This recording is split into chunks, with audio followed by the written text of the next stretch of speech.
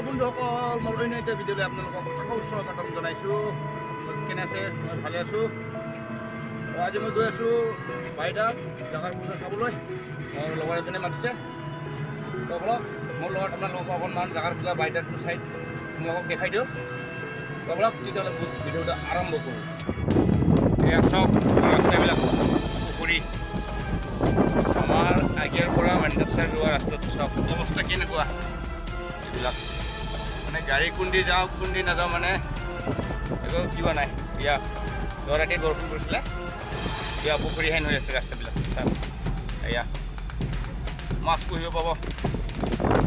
এয়াই হ'ল অসমৰ উন্নতি। देखिए गाइस, ये है स्मार्ट आसाम।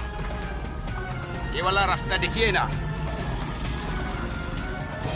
ये है गाड़ी कहाँ से जाओ, कहाँ जाओ, कहाँ ना जाओ, ये पहाड़ी,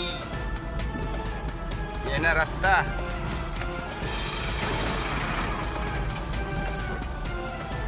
इतना बड़ा बड़ा घाटा देख लो आसाम का गाइस। ये है आगिया और मनकच्चर जाने का रास्ता है,